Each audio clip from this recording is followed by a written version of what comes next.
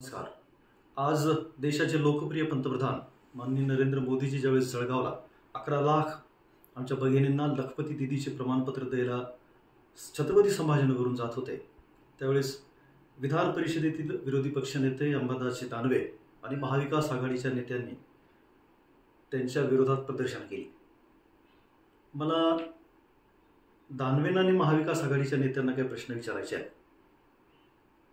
सन्माननीय उद्धव ठाकरे ज्यावेळेस राज्याचे मुख्यमंत्री होते 2020, 21 आणि 22चा अर्धवर्ष, त्यावेळेस राज्यात झालेल्या बलात्कारांची संख्या तुम्ही सांगू शकाल का? कारण ह्या दोन्ही वर्षी नॅशनल क्राईम रेकॉर्ड ब्युरो सांगताय की जवळपास 5,000च्या आसपास दरवर्षी आमच्या भगिनींवरती अत्याचार बलात्कार झालेले आहेत. दानवेंच्या हातात जे बॅनर होतं त्या बॅनरमध्ये हाथरस बदलापूर का जवाब दो असं होतं. का तुम्ही कलकत्ता विसरले काय?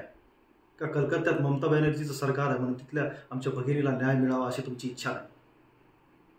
उद्धवजी राज्यात मुख्यमंत्री असताना आणि महाविकास आघाडीचं सरकार असताना जेवढे अत्याचार झाले, जेवढे बलात्कार झाले, याच्याबद्दलही जबाब देण्याचं काम महाविकास आघाडीने आणि त्यांच्या नेत्याने केलं पाहिजे. काल संपूर्ण राज्यामध्ये त्यांनी जे आंदोलन केलं, काही पक्षाच्या नेत्यांना ते असं वाटतं की पावसात भिजल्याशिवाय लोकमान्यताच मिळते का नाही. पण तुमच्या सरकारच्या कालावधीत तुम्ही सत्तेवर असताना तुम्ही नेमकं काय केलंय याबद्दल मात्र हे बोलत नाहीत.